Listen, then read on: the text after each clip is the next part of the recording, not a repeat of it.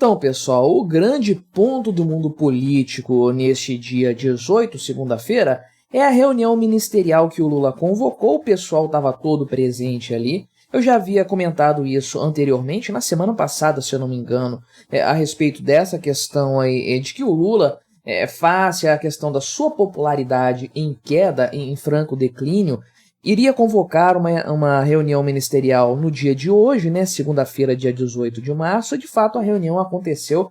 Parece que ela durou muitas horas, muitas coisas foram ditas ali, de fato, principalmente pelo Lula. Alguns encaminhamentos foram dados, os ministros começaram a trabalhar ali, enfim, parece que o pessoal levou um esculacho legal do Lula nessa reunião, que obviamente teve a presença implícita do Bolsonaro, né? O Lula não deixaria de mencionar o Bolsonaro nessa sua reunião, chamou ele de covardão, depois a gente vai ouvir o próprio Lula falando alguma coisinha nesse sentido, né? E de fato sobrou, principalmente ao que parece, para a senhora Anísia Trindade, que é a ministra da Saúde, que dizem aí, comenta-se, é claro que isso não é uma informação oficial, mas é a informação que circula nos bastidores, que ela chegou a chorar nessa reunião, tão forte foi o esculacho que ela levou do Lula, né? Teve que ser consolada aqui pela Janja e por outras ministras do governo Lula.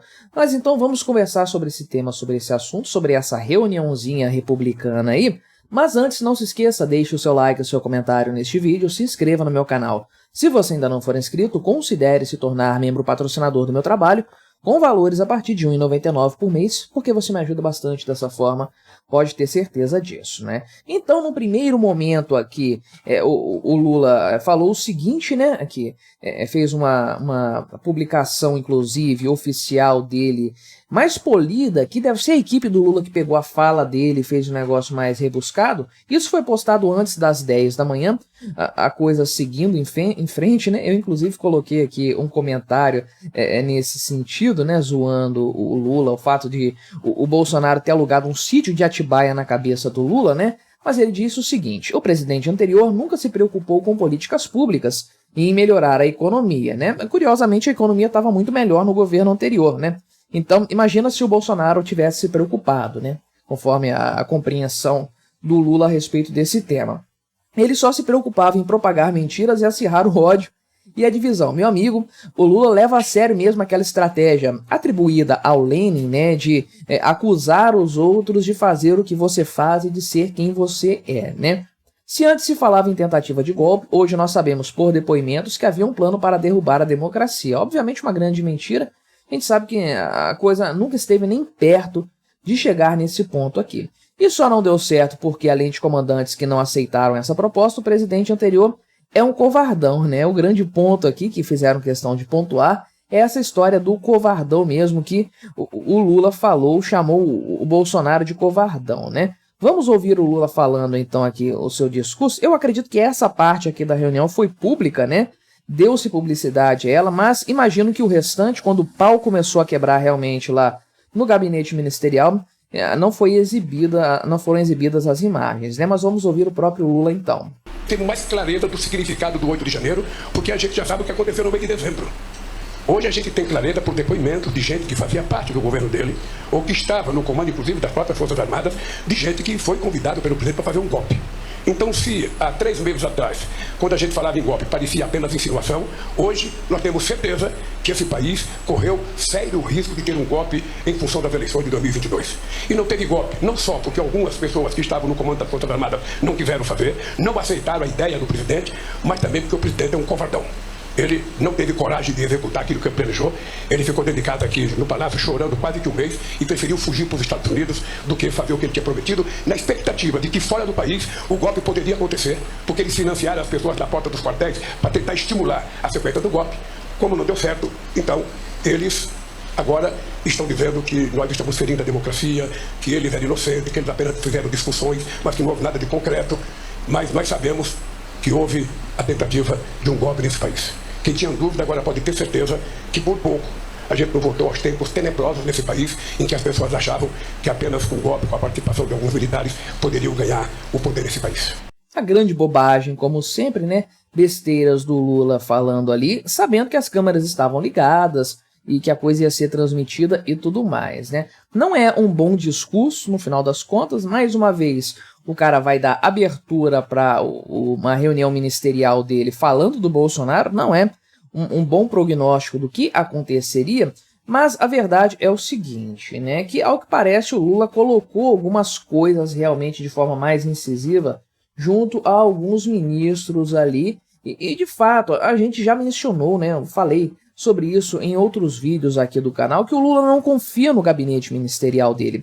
Essa é a verdade. Ele tem ali o Luiz Marinho, que é das antigas lá com o movimento sindical, essas coisas aí. Tem um ou outro nome que tem um pouco mais de proximidade com o Lula, mas dos 38, 39, sei lá, ministérios que compõem o gabinete do Lula, a maior parte ali não é gente que ele gosta, não é gente que tem intimidade com o presidente da República, de forma que não há um governo realmente, essa é a verdade, não há uma estrutura organizada, azeitada ali, onde todos trabalham em função de um mesmo objetivo. Ali é basicamente um governo loteado para grupos de interesse. Essa é a verdade, a situação atual em que o Lula se encontra. Então, ele fez uma série de cobranças para o pessoal do gabinete ministerial dele. Obviamente, o Lula não vai assumir o seu erro, né, o seu maior problema, a sua maior carga de culpa na queda de sua popularidade. O grande problema do Lula é o próprio Lula. Essa é a verdade, né? O Lula realmente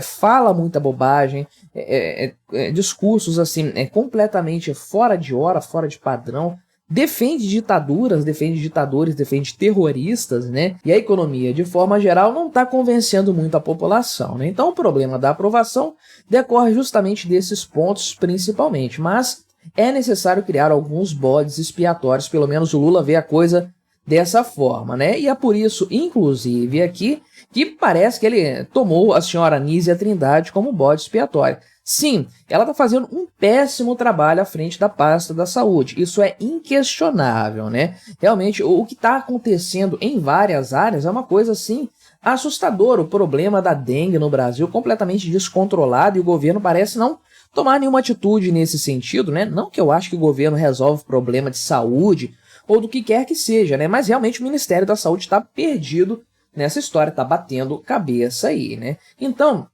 de acordo aqui com o que vazou aí algumas fontes que participaram desse encontro e que deram esse testemunho, esse depoimento para a CNN Brasil, que é onde eu estou lendo essa notícia aqui, de fato, Anísia Trindade foi cobrada de forma incisiva pelo presidente Lula aí, né? Então, o Lula cobrou dela uma ação contra a dengue, também botou na conta dela a morte dos Yanomamis. Isso aí pesou muito na questão, principalmente do apoio do Lula no setor progressista da sociedade e tudo mais, porque os números foram piores do que no governo Bolsonaro, o que é um grande tiro no pé desse discurso promovido pelo pessoal da base do governo Lula. Eu falei sobre isso aqui no canal, inclusive, né?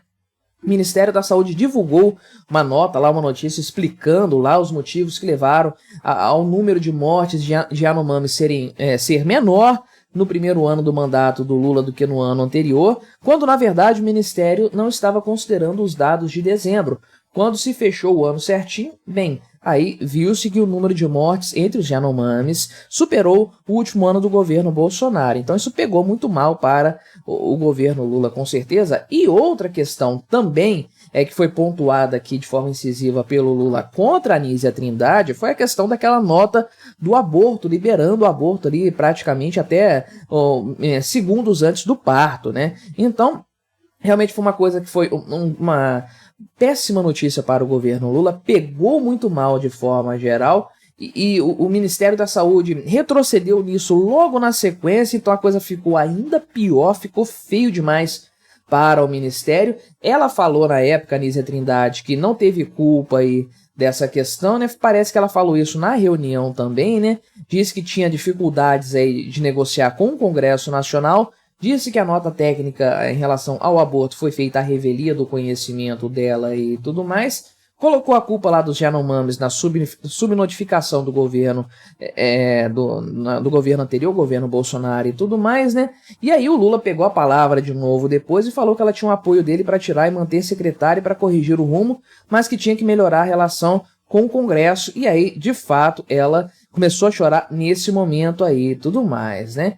E aí ela falou que puxou a carta de ser mulher ali, falou que não estava disposta a falar grosso, e aí a Janja foi lá, abraçou ela e tudo mais, né? São muito amigas e coisas do tipo. Aí parece que outras ministras também foram lá acompanhar esse momento de consolo feito pela Janja ali e tudo mais. Então, realmente dá para perceber que o clima esquentou bastante nessa reunião ministerial. Muita gente foi cobrada pelo Lula aí por conta, é claro, do resultado catastrófico da popularidade dele, que foi medida pelas opiniões aí, pesquisas de opiniões mais recentes. Realmente, o barco está desandando e a batata do Lula está assando, principalmente porque ele sabe que hoje, não tendo o apoio do Congresso Nacional, mal tendo o apoio da sua base ministerial, né? O que sustentava o Lula até então era a ideia de que ele tem um apoio popular, né? Ah, mas o STF não vai comprar briga em favor do Lula por toda a eternidade.